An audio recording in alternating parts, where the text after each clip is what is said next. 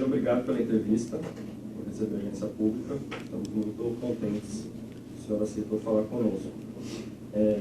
A gente queria começar perguntando sobre a questão mais recente, que é a suspensão do julgamento pelo STJ, do TRF4, marcado para hoje, né, sobre o processo do sítio de Atibaia.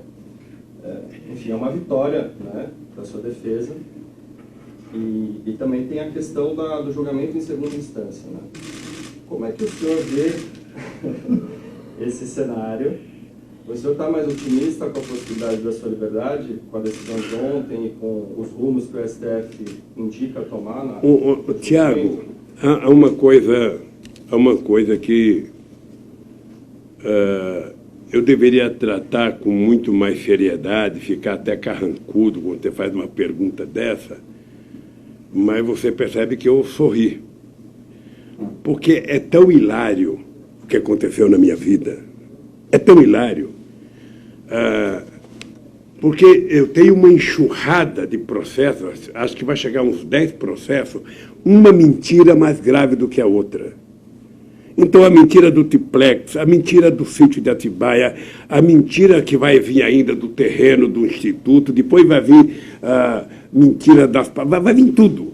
É uma enxurrada de fantasias criado por essa quadrilha de promotores da Lava Jato, que é uma quadrilha chefiada pelo Dallagnol, sabe, feita por alguns inquéritos, por delegados, sabe, que não tiveram sequer respeito à instituição Polícia Federal, mentiram nos seus inquéritos, por um juiz mentiroso e por um TRF4 faccioso.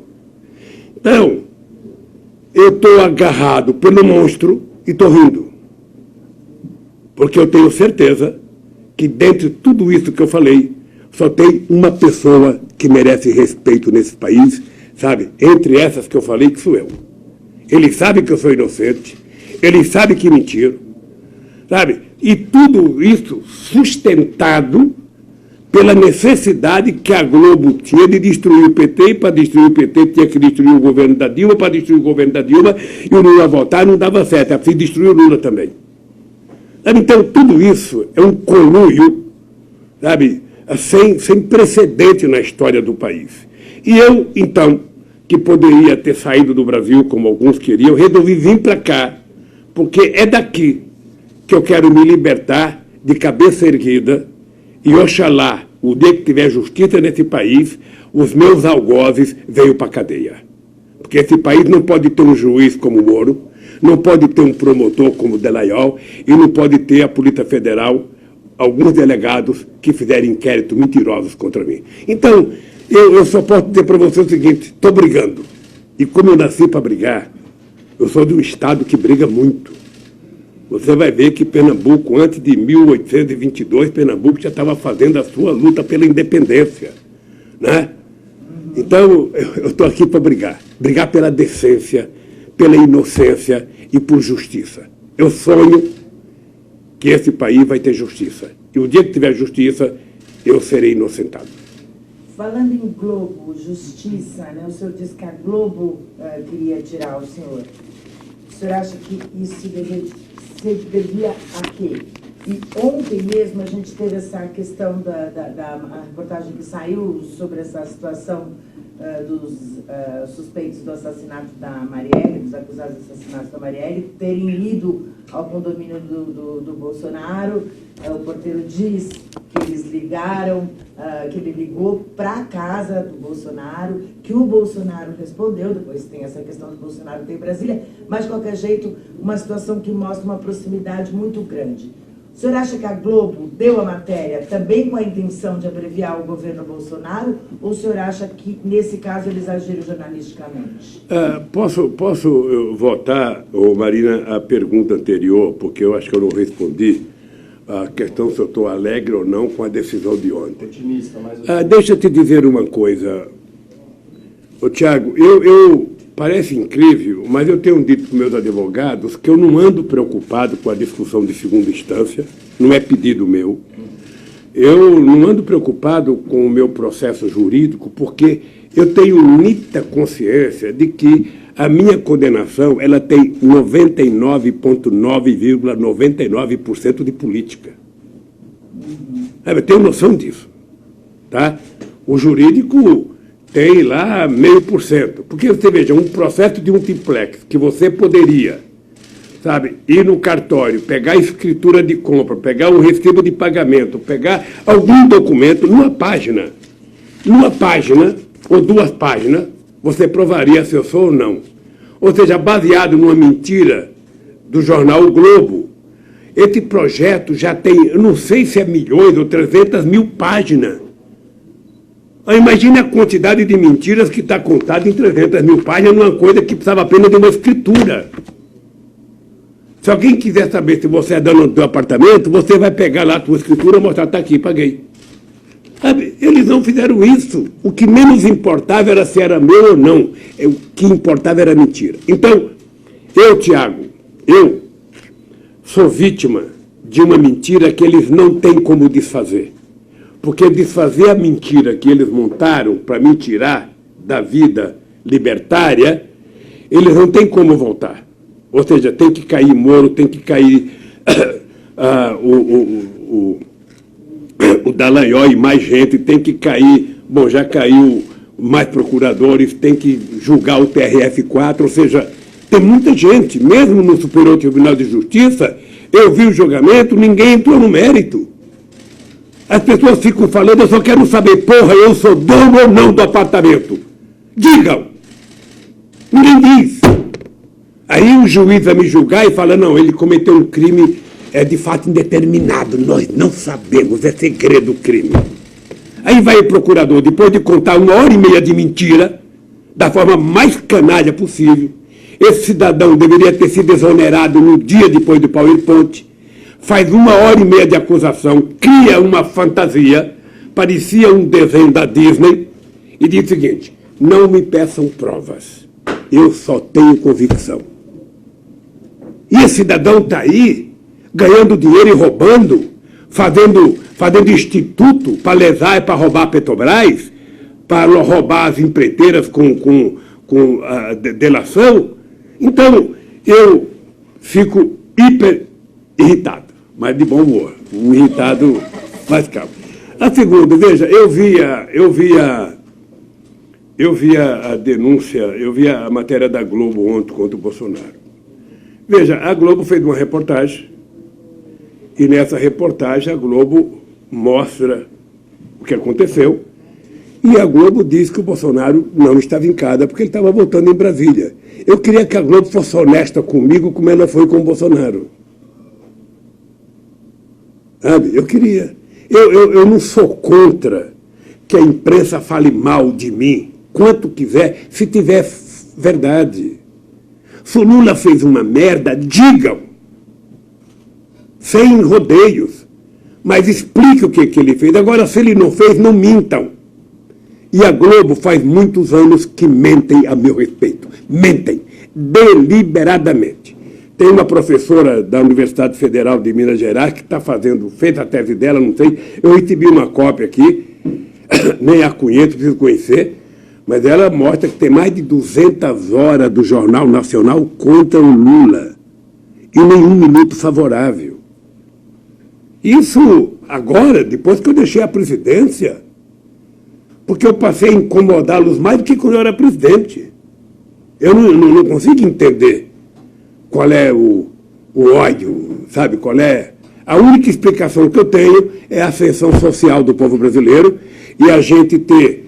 Quando eu entrei na presidência, tinha 348 meios de comunicação que recebia dinheiro da SECOM, nós passamos para quase 4 mil. E foi pouco, porque precisaria fazer mais.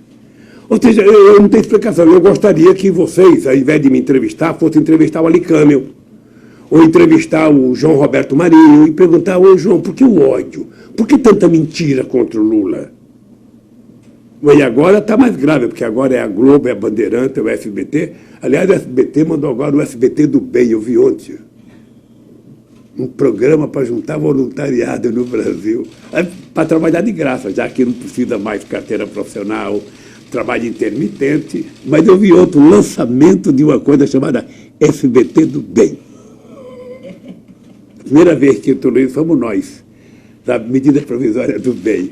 Então, eu acho que é por conta da falta de emprego no Brasil, tentar fazer, já não tem trabalho mesmo, vamos todo mundo ser voluntário aí. Sabe? Presidente, nós vamos falar mais até da questão da regulação de mídia, que o senhor já tem falado, mas eu queria, antes de tudo, como a gente tem pouco tempo, que o senhor comentasse essa mudança de conjuntura política na América Latina, né? A gente teve a eleição do Alberto Fernandes e da Cristina, né? A vitória, desenhando-se a vitória da Frente Ampla no Uruguai, a Morales na Bolívia, e nos países onde a esquerda está fora, no Equador e no Chile, houve todos aqueles protestos. Você vê uma guinada na América Latina? Marina, quem ama a democracia e quem vive a democracia precisa perceber o seguinte. Em 500 anos de história, a América Latina nunca tinha tido a experiência de esquerda que ela teve com a chegada no governo do Chaves, minha, do Evo, do Kirchner, do Tabaré, depois do Pepe Mujica. Nunca tinha tido. Teve o Colón na Guatemala, teve o Maurício Fune em El Salvador. Foi uma guinada histórica. Você tinha tido o general Cárdenas no México, sabe, na década de 30, não sei. Você tinha tido o Perón na Argentina, o Getúlio Vargas aqui, mas não eram pessoas de esquerda, eram gente da elite que tinha um pensamento progressista. Né? Mas pensando gente com pensamento de esquerda foi a primeira vez. O que nós tínhamos que nos preparar era que, da forma mais democrática possível, você ganha e você perde, você ganha e você perde. Se você pegar os Estados Unidos como modelo, você vai perceber que o democrata governa 4 ou 8 anos, depois cai fora, entra o republicano, governa 4 ou 8 anos, cai fora. Raramente, sabe, um governa 4 mandatos, né? O Roosevelt foi, sabe, um dos poucos que governou 4 mandatos nos Estados Unidos. Esse revezamento no poder, eu acho que é salutável para a democracia. É saudável demais, ou seja, a mudança de governo, sabe, a alternância no poder é importante. O PT tinha que saber que um dia ia deixar de governar, não por golpe. Tá? Essa é a safadeza de quem deu o golpe. É porque ele sabia o seguinte: a Dilma foi eleita em 2014 e esse tal de Lula vai votar em 2018. E se esse tal de Lula votar em 2018 e fizer o mesmo governo que ele fez, ele pode se reeleger em 2022. Então, peraí, esse PT vai governar 30 anos esse país, sabe? Colocando preto na universidade, colocando empregada doméstica na universidade, colocando gente da periferia na universidade, essas pessoas viajando de avião, essas pessoas comendo 3 vezes por dia, essas pessoas tendo conta bancária, essas pessoas produzindo a terra com muito financiamento. Vamos parar com isso. Sabe? Então, o medo dele, sabe, era que houvesse essa continuidade. Mas o fato de você perder ou não, sabe, a Cristina perdeu eleitoralmente, com muita mentira, mas perdeu. Agora voltou. O Tabaré, nós já governamos o Uruguai, quando eu digo nós, são todos meus amigos, tanto o Tabaré como o Pepe Mujica, já vai fazer 15 anos. Então, chega uma hora que as pessoas querem mudar. Mas nada impede que se perde e ganha daqui 4 anos. O Evo Morales vai continuar, mas pode perder. É assim, nós não temos que ver a derrota democrática como um mal. É sempre um mal para o partido, que nunca quer perder. Todo mundo quer ficar o tempo inteiro. Ai de nós, todo mundo gostaria de ter 60 anos no poder, de ter 50 anos no poder. Então nós temos que ter noção de que o tempo é assim. Qual é o problema? É que o melhor período da América Latina foi esse período em que a esquerda governou.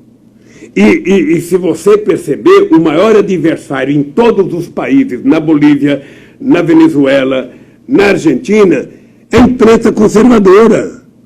É os donos do meio de comunicação. Sabe? Não o jornal, que o jornal escreve o que quer, porque o cara tem que comprar o jornal. Mas a televisão é uma concessão do Estado. Então as pessoas precisam, no mínimo, ser respeitosas com quem está governando e não transformar o meio de comunicação num partido político, que é o que é hoje a Globo. Aliás, ela vem preparando o candidato já faz tempo. uma época o senhor chegou a se dar bem com a Globo, na época? Veja, eu sempre me dou bem com todo mundo. Nunca tive uma relação boa com a Globo. Nunca tive. Aliás, a Globo nunca teve uma relação comigo. Quando o velho Roberto Marinho era vivo, quando o velho Frias era vivo, quando os Mesquitas velhos eram vivos, a gente tinha uma relação mais civilizada. Parece bobagem o que eu vou te dizer, Marina, mas você trabalhou na Folha. O velho Frias era muito melhor do que os filhos. Os Mesquitas, pais, eram muito melhor do que essa molecada que está. O doutor Roberto Marinho era mais civilizado do que essa gente que está lá agora. Porque essa gente deformou o poder de mando. Eles não mandam mais, terceirizaram o mando. Então são burocratas que mandam. Então o burocrata não tem compromisso, não tem sensibilidade. Você nem conhece. Quem é que conhece a cara do Ali Camel? Ninguém conhece, não sabe onde ele mora, onde o filho dele estuda, que restaurante que ele come. Você não conhece os Marinhos, conhece de vez em quando um. Sabe? Agora, nós políticos somos conhecidos. O velho Roberto Marinho, ele resolvia os problemas quando você ligava para ele. Eu vou te contar uma história. Na Constituinte, uma vez, teve um debate no sindicato que foi até 2 ou 3 horas da manhã, e no dia seguinte aparece um sindicalista da Força Sindical no Bom Dia Brasil, falando do debate na Câmara. Eu liguei para o Roberto Marinho e falei, pô, Roberto, não tem sentido, a gente fica até 4 horas da manhã brigando, sabe? E no dia seguinte vocês não põem ninguém da CUT falando, coloca só da Força Sindical. Ele falou assim para mim, Lula, é o seguinte, quem que você quer que a gente entreviste, que vai entrevistar hoje? E mandou entrevistar uma pessoa e colocou no ar. Uma vez o Chicanísio me deu uma esculhambada naquele programa que ele tinha à meia-noite de domingo. Ele tinha ele me esculhambou. Eu liguei para o doutor Roberto Marinho. O senhor assistiu o programa do Chicanísio ontem? Só viu o que ele falou? Ele falou, lá, amanhã vai o repórter lá te entrevistar. Você vai ter 1 minuto para responder 1 minuto do Chicanísio. Hoje, com essa molecada que está lá, você não consegue. Eles não mandam. Não tem autoridade. Eu não vou contar muitas passagens, porque não estamos aqui para isso. Mas então, só quero te mostrar que os meios de comunicação já foram mais civilizados do que hoje. A revista Veja já foi uma revista séria. Hoje ela é um lixo. A revista Época, Isto É, não são revistas, são fake news. Né? Você sabe que os jornais já foram mais sérios. Você comprava um jornal. Eu lembro que quando eu comecei a ler a Folha de São Paulo, era porque a Folha de São Paulo era de esquerda. O jornal Estado de São Paulo era o que é hoje, de direita. Isso acabou. Acabou. Quando eles criaram um grupo chamado Milênio, que eu não sei se existe mais, era um grupo que determinava as manchetes. Você sabe que a manchete de uma revista, a capa de uma revista ou de um jornal, era segredo do Estado. Aquilo era guardado a 7 chaves para ninguém saber. Depois que o PT entrou no governo, depois do milênio, eles passaram a decidir as manchetes junto. Era quase todo jornal da mesma manchete e toda revista da mesma manchete. Então piorou muito. Então, eu acho que eu cometi um erro no meu governo, que foi não levar mais a sério uma nova regulamentação para o meio de comunicação. Mas aí, quando o senhor está falando nessa regulamentação, já que o senhor entrou nesse assunto que a gente vai falar depois, o senhor está falando de uma regulamentação de ver propriedade cruzada de e-mails. Sim, sim. Não uma regulamentação de conteúdo. Mas uma regulamentação, veja, em algum momento a sociedade tem que opinar sobre as coisas que acontecem no Brasil.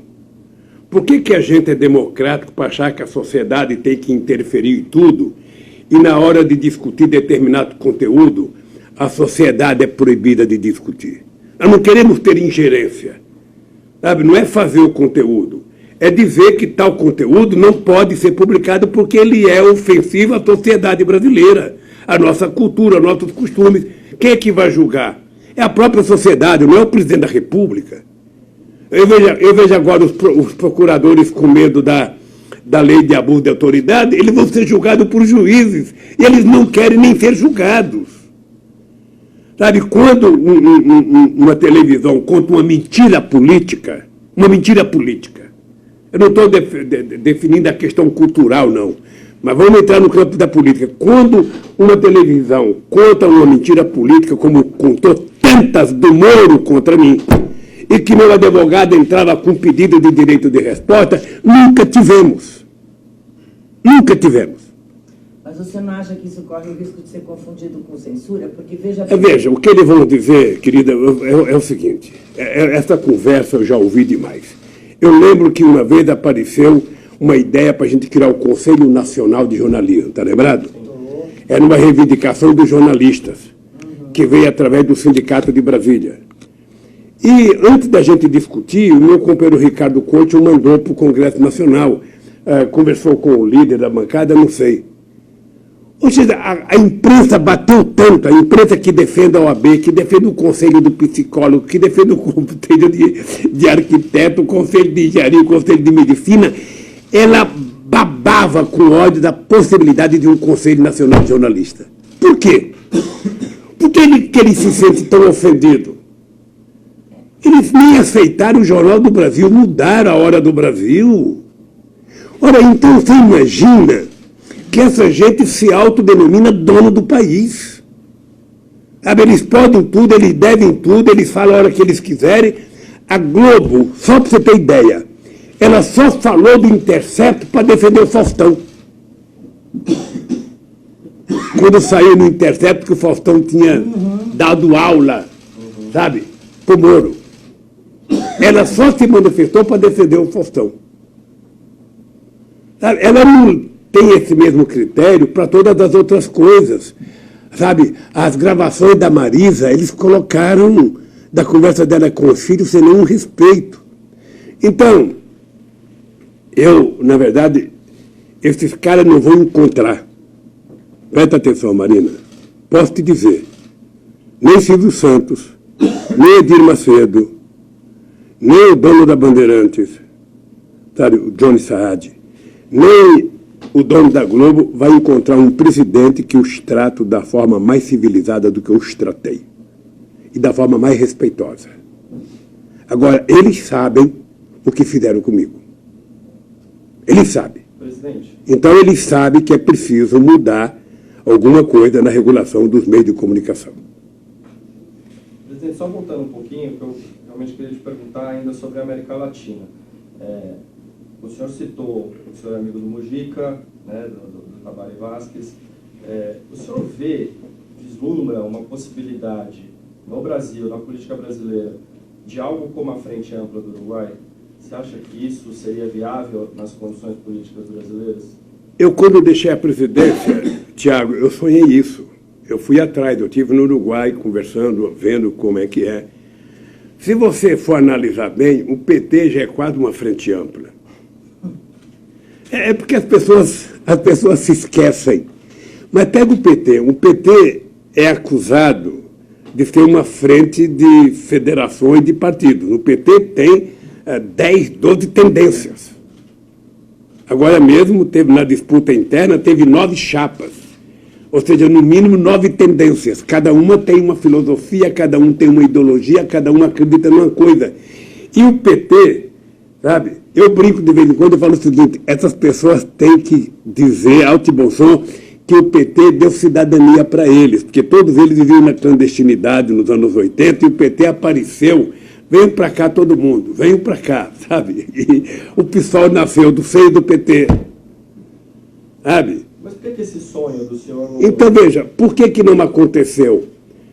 Porque, eu não sei se você percebeu, quando o PT nasceu, nasceu um partido político. Era muito duro, a gente tinha que legalizar o partido em 15 estados da federação, tinha que ter 20% do município, tinha que ter não sei quantos filiados em cada município e tinha que ter 3% dos votos nas eleições. Agora vai ter um pouco de seriedade quando começar a nova lei a entrar em vigor.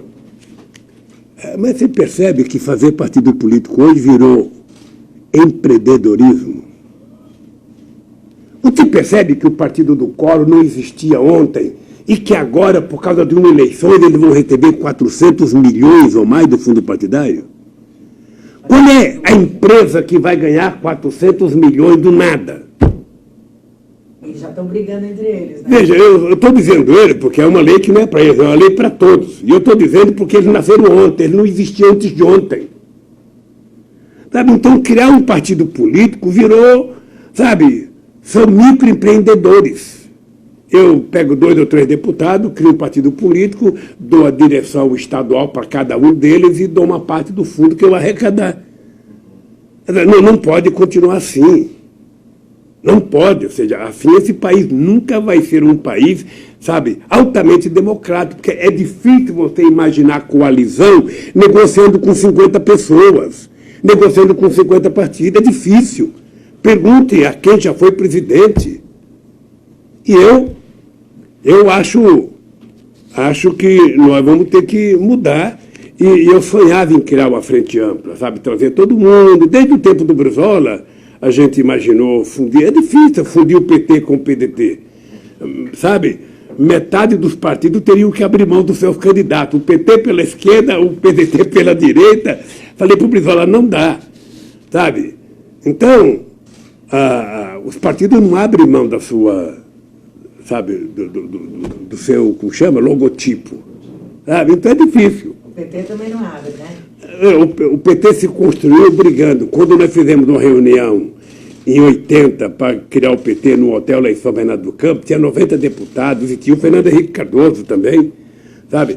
E o Fernando Henrique Cardoso, mas precisava mudar de nome, porque Partido dos Trabalhadores não dá.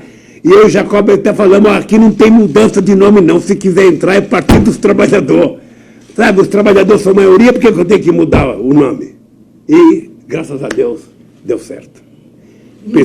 O PT, para desgraça dos meus adversários, é o mais importante partido político de esquerda da América Latina.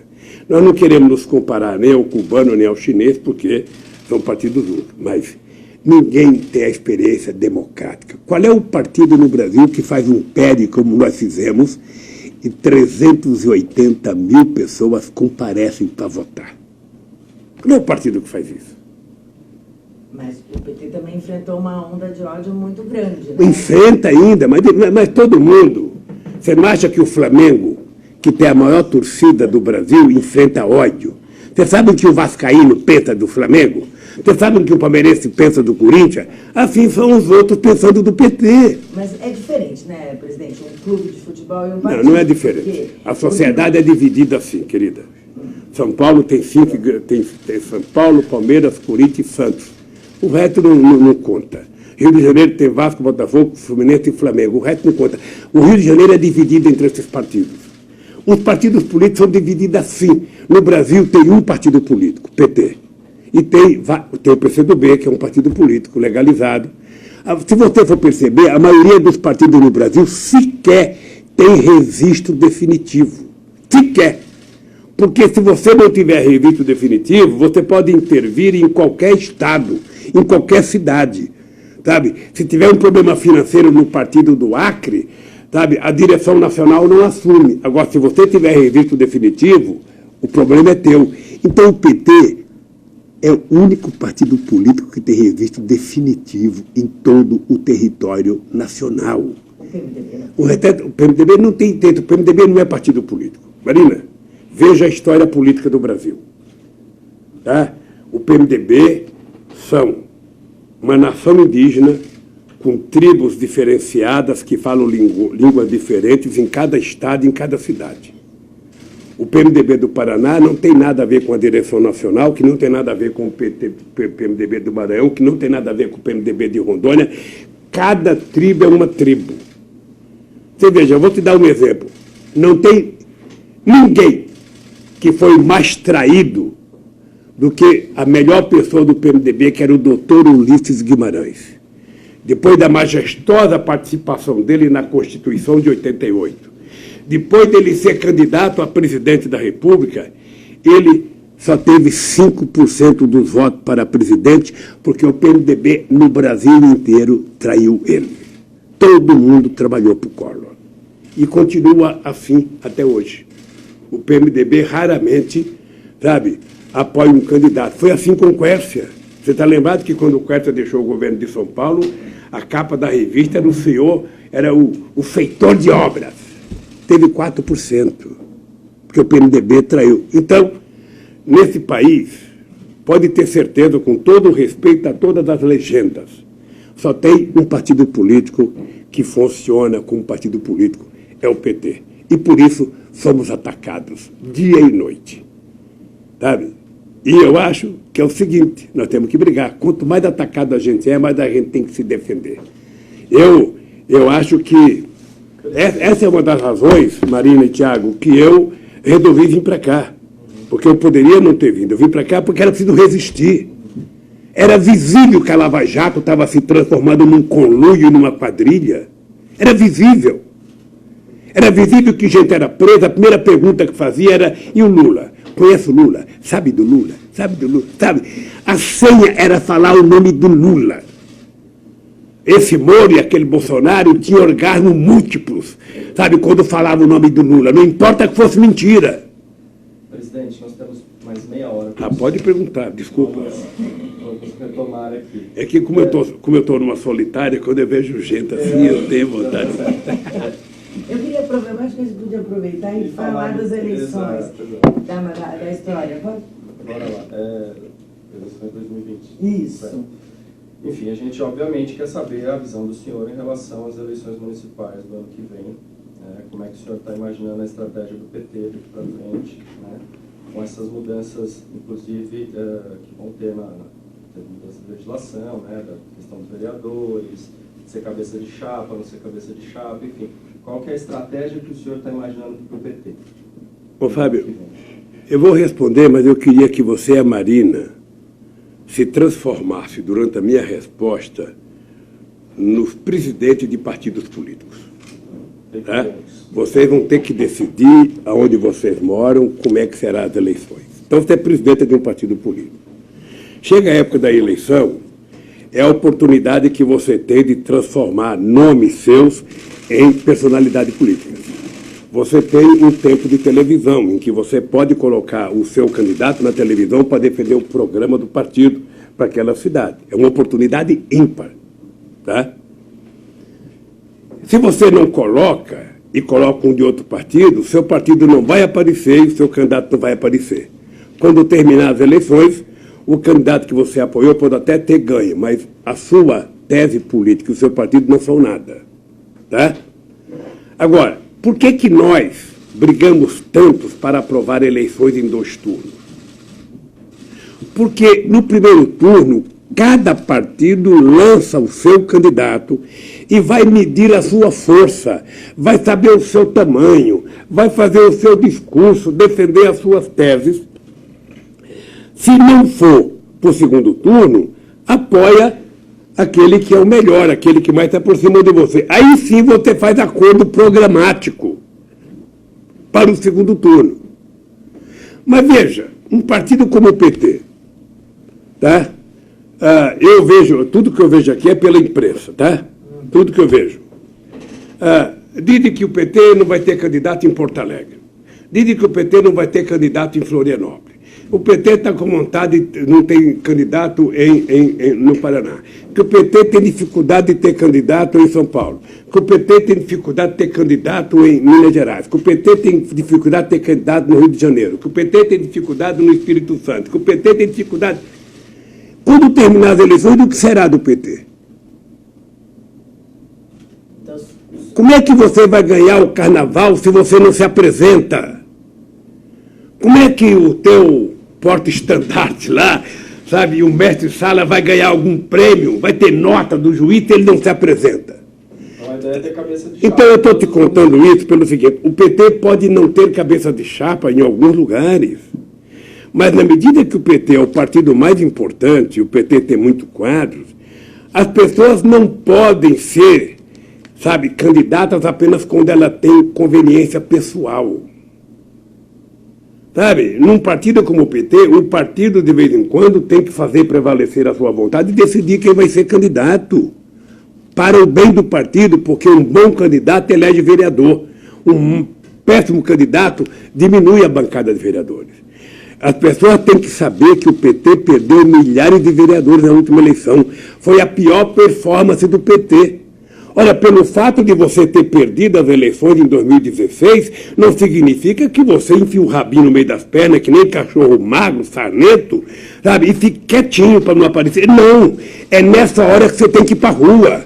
É nessa hora que você tem que dizer por que você existe. É nessa hora que você tem que desafiar os seus desafetos. Nessa hora que você tem que se defender. Olha, qual é a oportunidade melhor se não as eleições? O senhor já tem os candidatos? Não, eu não tenho candidato e não quero escolher. Sabe, é que o PT, sabe, tem muitos quadros iguais aos quadros de outros partidos políticos. Eu acho que o PT pode tranquilamente apoiar o Freixo no Rio de Janeiro, tranquilamente. Teria o maior interesse se fosse convidado e se tivesse voto e apoiar ele lá. Agora, veja, a Benedita da Silva é uma personalidade política. O Lindenberg é uma personalidade política. Ora, do que as pessoas têm receio de ir para a rua? Ora, vai disputa de eleições quando chegar, sabe, no segundo turno, meu voto é de fulano. Nada de Crivella, nada de Eduardo Paes, meu voto é de fulano. Sabe, vai em Minas Gerais, é a mesma coisa. O Patrus tem candidatos, o PT tem candidatos bons, um deles é o Patrus Anania, que já foi prefeito. Ah, eu não quero ser porque eu não quero ser. Peraí. Quer dizer, quando você quer ser, você chega no partido e diz, eu quero ser, o partido é obrigado a obedecer. Agora o partido precisa de você. Por que você não é? Você não pede nada, você já é deputado. Mas ele não quer, tem outras pessoas. Sabe? Eu, pelo menos, me encanto com uma professora que tem em Minas Gerais, que é deputada estadual, a Bia, que foi presidente da UTE. Eu acho ela extraordinária. Seria a novidade, uma mulher inteligente, bonita, sabe? Boa de briga. Agora, o PT tem compromisso com o Calil, então não vai? Então digam a verdade. O Rio Grande do Sul, o PT tem dois ex-governadores, Tarso e Olívio Dutra, sabe?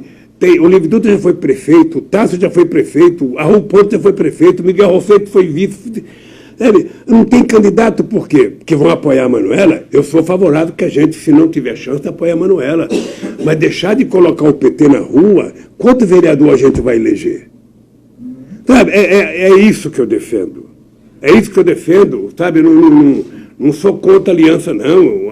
Aonde o PT não tiver candidato, não tiver nome, o PT apoia, sabe?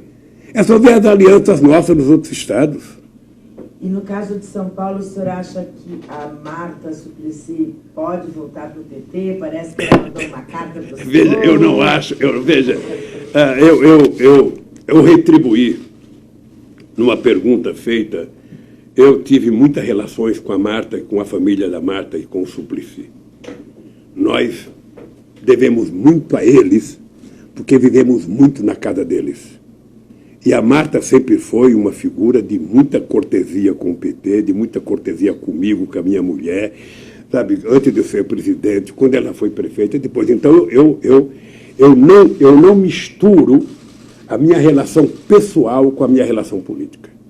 Quando ela quis sair do PT por problemas de ordem pessoal e xingou o PT, sabe? Ela tinha suas razões, o PT tinha suas razões, mas se ela disse que o PT era um partido corrupto. Eu lembro que o Mangabeira tinha dito isso quando eu coloquei a pedido do Zé Alencar o Mangabeira de ministro. Aí eu fui anunciar o Mangabeira, a empresa perguntou, mas ele chamou o PT de corrupto. Aí eu falei, é uma boa hora vocês perguntar para ele. Chamei ele, Mangabeira, a imprensa quer saber por que você chamou o PT de corrupto. Olha, Marta, que se explique. Mas o PT não pode, sabe, negar, sabe, o direito dela querer conversar com o PT. O PT querer conversar com ela. Se ela vai ser candidata do PT, acho difícil. Acho muito difícil. As portas estão abertas para essa negociação. As portas estão abertas para essa negociação. As portas estão abertas para conversa. Eu sei que o Gilmar já foi conversar com ela, eu sei que o Emílio já foi conversar com ela, eu sei que a Glete já foi conversar com ela, sabe? Não sei se o Haddad já conversou com ela, mas a gente não pode deixar de conversar com uma figura como a Marta. Sabe? Ela foi a melhor prefeita de São Paulo, reconhecida pelo povo. Sabe? Ela tirou os 10 pontos do Haddad nas eleições passadas, quando foi para prefeito. Então, o PT tem outros candidatos. O PT, nós tentamos lançar o Luiz Mercadante, tentamos lançar o Haddad, eu sou um dos que não quero que ele seja. Tentamos lançar o Zé Eduardo Cardoso, tem o Padilha, que foi ministro, foi secretário da Saúde de São Paulo, tem o Gilmar Tato, que quer ser candidato. Então, o PT tem nomes. Então, nós sabemos a dificuldade que nós temos, nós vamos enfrentar um governador, um prefeito, mais um ex-vice-governador e ex-governador, mais uma líder do governo. Como é que o PT pode abrir mão dessa disputa, que é a chance que nós temos de ir para a rua falar o que a gente tem que falar? Defender o que a gente acredita? Não pode. Aí, se não for para o segundo turno, apoia. É assim que eu penso. Não, eu queria fazer uma pergunta antes, só uma coisinha. O senhor falou da Marta, né? A gente falou da saída dela, e aí é uma pergunta bem pessoal, que há muito tempo eu penso nisso. O senhor indicou a Dilma para a presidência, foi a primeira presidenta do Brasil, mas mulheres fortes e petistas históricas, como a Luísa Erundina, a Marta Suplicy, Luísa Helena, Luciana Genro, Marina Silva, todas acabaram saindo do partido em uma situação de briga, de discórdia. A Marina, por exemplo, ela foi derrubada do Ministério do Meio Ambiente, né? É o que ela diz. É o Marina, não é verdade. Percebe? Porque o senhor colocou Mangabeira húngara, ela se sentiu numa condição... Peraí. Se um jogador que é titular do meu time se recusa a jogar porque eu escalei um outro jogador em outra posição, realmente essa pessoa não serve para trabalhar no coletivo. A Marina não pode ser injusta. Ela é evangélica e ela não pode cometer o erro de contar mentira. Eu vou lhe contar uma história. A Marina foi no meu gabinete e pediu para não ser ministra. Você sabe quem foi no meu gabinete pedir que eu não podia tirar a Marina? Dilma Rousseff e Gilberto Carvalho.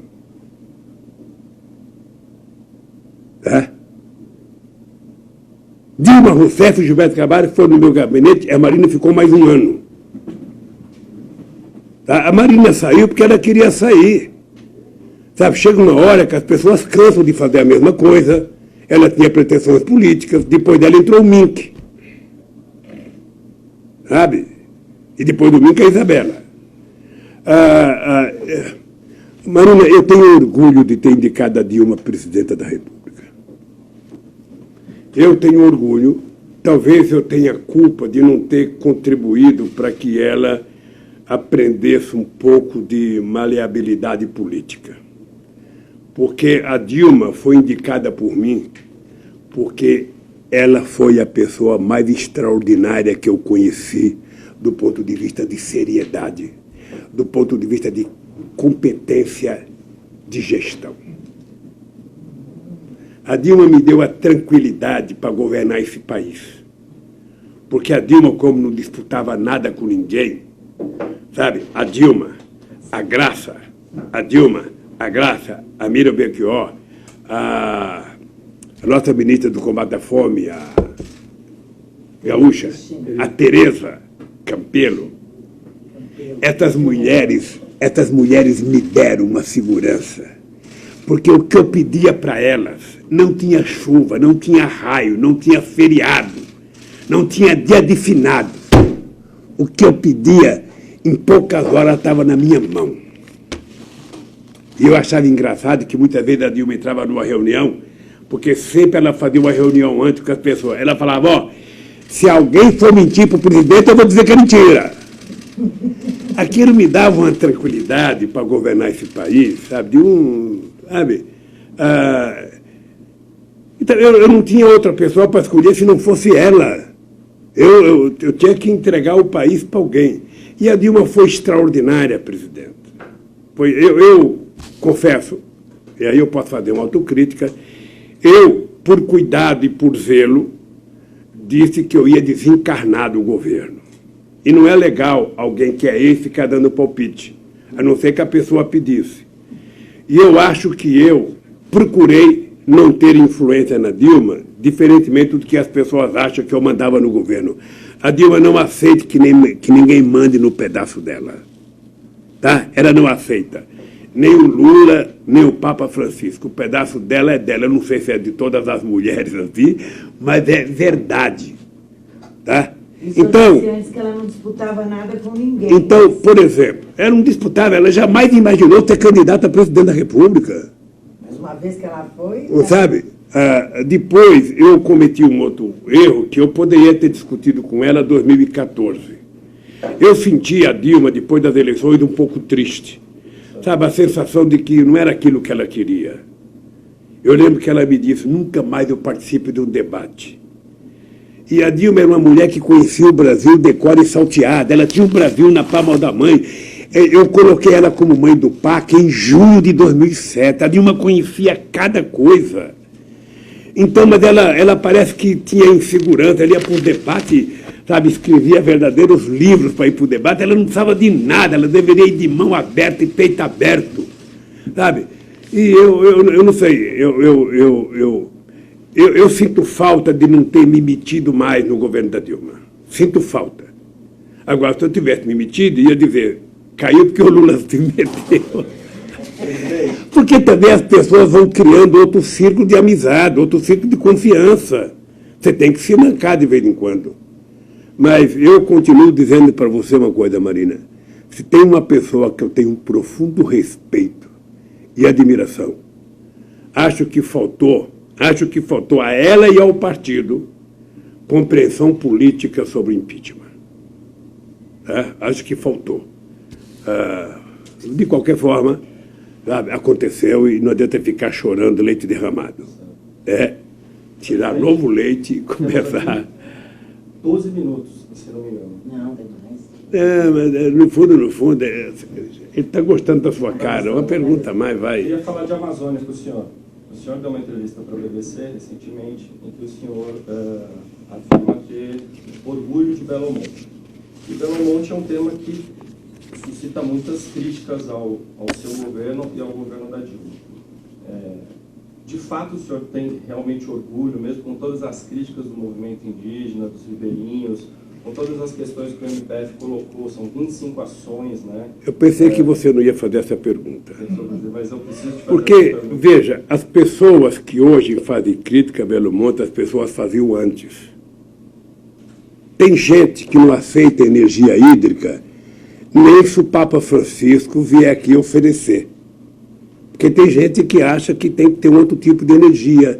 A energia eólica, a energia solar, a biomassa, sabe? Tem gente que é contra isso, que é contra, sabe, termoelétrica, que é contra usina nuclear. Acontece que quando você é governo, você tem que fazer as coisas. Seria muito mais grave o dia que faltasse energia.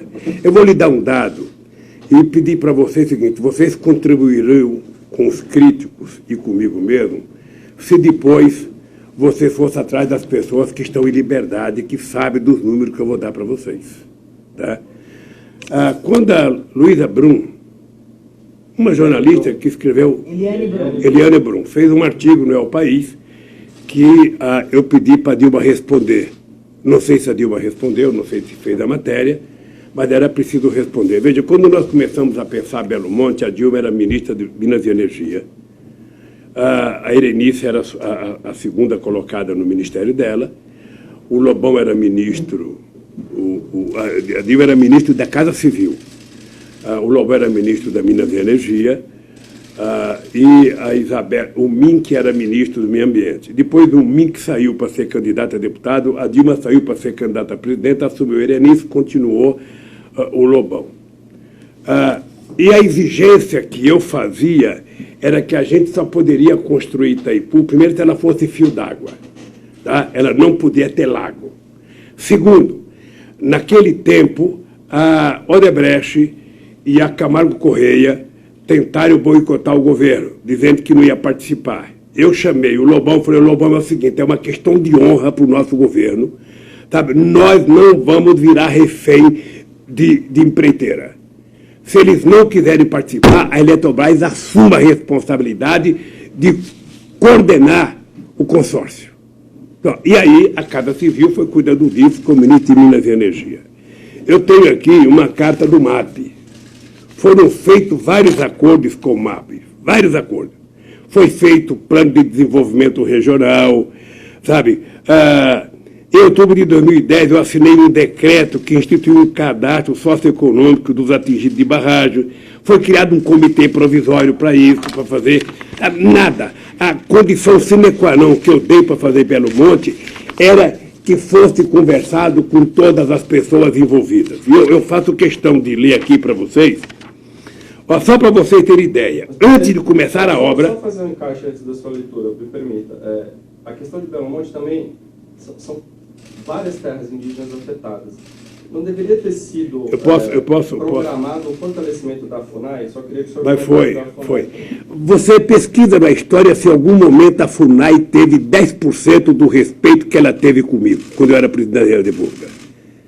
Tá?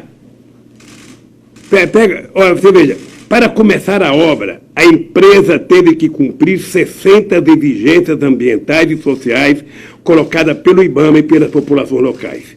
E ela cumpriu rigorosamente todas, ou não teríamos autorizado. Tá?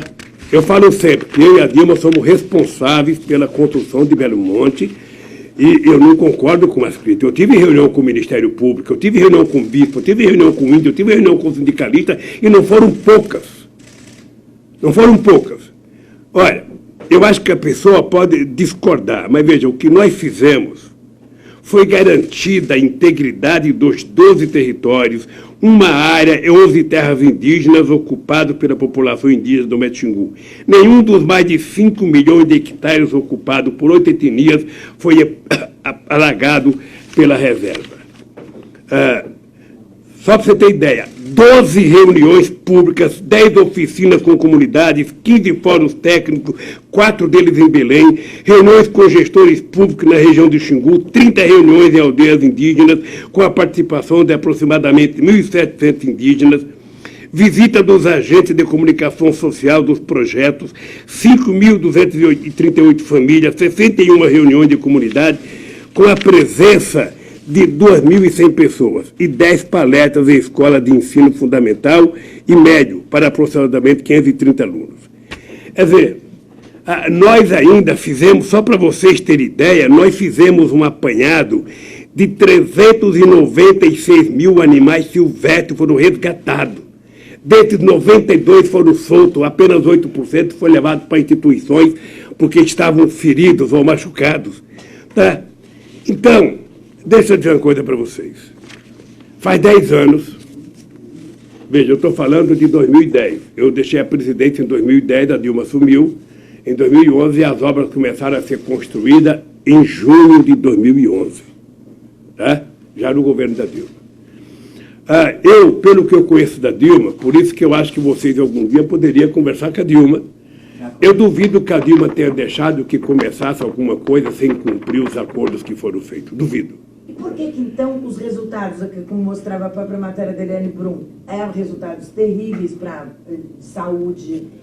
Mas deixa eu lhe contar uma coisa. Deixa eu lhe contar uma coisa. O fato de você construir uma hidrelétrica, veja, você fez um acordo com 200 itens que está aqui, e eu gostaria que vocês, sabe, procurassem a Isabela lá em Brasília, procurassem a Irenice lá em Brasília, porque isso está escrito, está documentado. Ora, se 10 anos depois, você não pode perguntar para mim, Lula, hoje esse Brasil tinha PAA para comprar alimento para a agricultura familiar, esse partido tinha bastante escola técnica, esse país tinha, e agora não tem mais. Olha, que culpa que eu tenho se entrou esses fascistas para destruir o país? Ora, se depois que tiraram a Dilma do governo, as pessoas deixaram de cumprir os pressupostos acordados, o que eu posso fazer? A Altamira virou uma favela, mas daí não é culpa da hidrelétrica, é culpa do modelo de desenvolvimento que eu não sei qual é a divulgação. A minha cidade de São Bernardo do Campo não tinha quase favela até chegar a Volkswagen lá, né? A Volkswagen está lá, gerava 44 mil empregos, gera só 13. Hoje tem muita favela. São Paulo tinha 2 favelas nos anos 70. Hoje tem 3 milhões de pessoas morando em favela. Ora, então é preciso a gente ligar que possivelmente a hidrelétrica tenha sido motivação de muita gente sonhar que indo para Altamira ia ter. Não teve. Ora, eu não sei quem prometeu isso. A hidrelétrica foi feita para gerar uma quantidade de energia para ser colocada na rede federal para atender aos interesses produtivos desse país. E ela foi feita com todo cuidado. Ela foi feita com todo cuidado. Eu estou dizendo para vocês a quantidade de reuniões que foi feita com o Ministério Público, com a Igreja Católica, com o índio, com o dirigente sindical e com o MAB, que era a instituição mais séria e que mais brigava. Foi tudo acordado, senão não começaria a obra. Ora, se depois que apita o jogo, o Flamengo ganha de 5-1 do Grêmio, 5-0 do Grêmio, a culpa é do Renato, o coitado do Renato sabia daquele trator que ia entrar em campo para cima dele. Então, sabe, eu acho injusta a crítica da moça que fez a crítica, eu sei que ela é uma pessoa séria, eu estou falando com muito respeito. Eu estou falando com muito respeito, porque eu sei que ela é uma pessoa séria. Tá? E outras pessoas sérias, sabe? Agora eu posso te dizer que tem gente que vai nascer e morrer sendo contra. E tem gente que vai nascer e morrer sendo favorável. O governo trabalha com meio termo. Nada foi feito. E por isso que eu queria pedir para vocês paciência, que voltasse a conversar com a Dilma, conversasse com a Irenice, que era ministra, conversasse com a Isabela, que era presidente do... Presidente, temos 5 minutos. Vamos por mais uma questão. É que o tempo passa rápido. Não, é que esse assunto merece. Esse assunto merece. Todos merecem. Todos merecem, mas nessa linha ainda, o que diferencia a política do PT para a Amazônia daquela defendida por Bolsonaro e militares do atual governo? Eu vou dizer, você está fazendo essa pergunta por causa de uma bobagem que o companheiro Raoni falou. Deixa eu lhe falar uma coisa para você. Eu vou te dizer que no nosso governo a gente diminuiu 80% o desmatamento da Amazônia. Eu vou te dizer que a gente foi para Copenhague e assumiu o compromisso e foi aprovado em lei que o Brasil iria diminuir a emissão de emissão de gás de efeito estufa em 80%. E nós cumprimos. Depois que a Dilma deixou o governo, cresceu 280% o desmatamento. Tá? Ninguém. E aí eu peço para vocês, procurem a Marina. Não você. A Marina foi ministra. Procure o MINT. Procure o companheiro. Estou querendo lembrar o nome do companheiro da FUNAI aqui, que é do Pará. Márcio Meira. Procure o Márcio Meira para saber se já teve alguém com mais competência para tratar dos índios do que o companheiro Márcio Meira. Toda essa gente está solta, vocês poderiam procurar. Sabe? Ora, se tem uma pessoa que por obsessão é contra, eu acho que o PT deveria processar uma tal de procuradora do Ministério Público que diz que o PT fez isso por causa de propina. Deveria processar. Porque essa pessoa que faz concurso vai ganhar 30 mil reais no Ministério Público para defender o Estado, não pode mentir. Então, eu espero que as pessoas que estejam em liberdade, sabe, tomem conta de falar o que eu não posso falar. O que eu não posso falar toda hora, porque eu estou aqui. Mas eu já falei que quando eu sair daqui, pode ficar certo que eu vou a Altamira. Muito bom. Deixa eu perguntar a última coisa. O senhor é o homem da política do ganha-ganha. A gente tinha uma visão da sociedade brasileira, quando o senhor estava no governo, que havia conciliação possível. Né? Foi o que o senhor sempre disse, que havia essa conciliação possível. O senhor descobriu que havia um Brasil diferente, esse Brasil que votou no Bolsonaro? O senhor descobriu, o senhor estava enganado antes? O que aconteceu? Onde estavam essas pessoas? Essa gente estava onde está hoje. Essa gente existe. Essa gente foi para a praia com você. Muita dessa gente já almoçou com você, já jantou com você, já trabalhou com você. Essa gente não se manifestava. Porque logo depois que terminou o regime militar, era muito vergonhoso as pessoas assumirem que tinha alguma aliança com o regime militar. Nem os militares se apresentavam. Tá? De repente, essa gente parece que ressurgiu como os dinossauros. Sabe? Essa gente estava aí e essa gente foi promovida pelo ódio disseminado pela política da Rede Globo de televisão. Volto a dizer, a Rede Globo de televisão ela tem muita responsabilidade pelo ódio disseminado nesse país. Porque ela pegou o ódio da política. Tá? Então, toda vez que você prega o ódio, a política, o que nasce é pior. Você está lembrado do Jânio Quadros? Ele foi eleito com uma vassourinha. Onde ele enfiou a vassoura, a gente não sabe. Na verdade é que ele massacrou esse país. Sabe? Você está lembrado do Collor, foi eleito com o mesmo discursinho. Toda vez que você levanta o discurso de que o problema do país é a corrupção, o que vem é pior. O Bolsonaro conseguiu enganar 1/3 da população de que ele não era político, apesar de só ter trabalhado na vida na política. 32 anos de mandato. E conseguiu passar que não era político. Nunca entrou num partido que prestasse, porque ele não quer saber de partido, ele quer saber dele. Sabe? Então, na medida que as pessoas falam mal da política, é preciso saber o que vem depois. Tudo bem, sabe? Vocês dois não valem nada. Quando vocês não decidem mais, o que vem no lugar de vocês? O Ulisses Guimarães falava, toda vez que se fala, sabe, em mudança radical, o que vem é pior.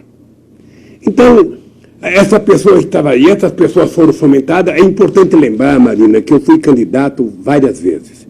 Eu sempre tive 30% do voto. Eu tive 17 em 89, depois eu tive 24, depois 32, aí depois eu ganhei.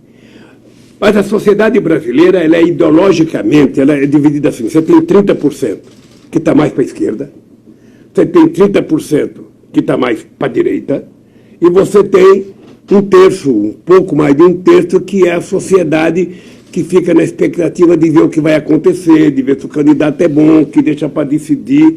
Você veja, eu tive 47%, a Dilma teve 47%, se for chegar a 60% no segundo turno, porque você conquista um pedaço. Então, esse 1/3, o Bolsonaro ganhou uma parte que foi dele através da mentira, que pode chegar a 15%, que aí é um fake news, que não aconteceu durante as eleições. Quem vinha fazendo política há muito tempo sabia que existia uma indústria de fake news, sabe, com discurso próprio como esse das hienas. Esse discurso das hienas não foi feito para você, não foi feito para mim, foi feito para os milicianos dele. Isso é dirigido. Sabe, o presidente americano, ele não faz discurso para o soldado russo, ele faz discurso para o soldado dele. Então ele está fazendo discurso para o seu soldado. Olha, mantém a guerra aí que o leão está aqui. Estava meio envelhecido o leão, sabe, meio capenga, sabe? Mas ele pegou aquela cena para mostrar, sabe, que ninguém presta no país, que querem tirar ele. Todo mundo que está numa situação desagradável começa a culpar o planeta Terra. Então, é assim, sabe, ele que era tão favorável à minha punição, ele que achava que eu reclamava demais, eu vi ele na televisão, você nunca viu eu num gesto histérico como ele ontem. Um presidente não pode ser assim. Um presidente tem que ter calma. Um presidente, quando ele fala, ele está falando para o povo. Senão não tem necessidade dele na televisão. Agora, ele aprendeu a governar com fake news. Sabe, fake news é de quem não quer responder. Fake news é de quem não quer falar. Fake news é de quem quer fazer futrica. Sabe, então o presidente da República, ele e o Trump. Sabe, outro dia eu vi uma matéria, o Trump conta não sei quantas mentiras por dia. Vocês já contaram quantas mentiras o Bolsonaro conta? Era preciso avaliar. Hoje ele mentiu 30 vezes, hoje ele mentiu 40 vezes, hoje ele mentiu 10 vezes. Mas é assim o mundo. É assim o mundo político, ele não tem nenhum compromisso com a verdade. Aquele filho do Bolsonaro, ele sente prazer de ser mentirosos. Sabe? Eles não agem com seriedade. Então, é o seguinte, sabe? Esteja certo de uma coisa. Esse ser humano que vos fala está com muita disposição de brigar nesse país. Eu não aceito a ideia de que o Brasil seja destruído como está sendo destruído. E o Bolsonaro fala as bobagens dele para entreter o povo, para entreter a imprensa, e o Guedes vai vendendo o Brasil. E vai vendendo o Brasil, e vai vendendo o Brasil, e vai vendendo o Brasil, e vai vendendo o Brasil. Daqui a pouco nós não somos mais uma nação. Tá? Perdemos a nossa soberania. Então, eu espero que vocês estejam muito vivos e fortes para ver esse país voltar a sorrir.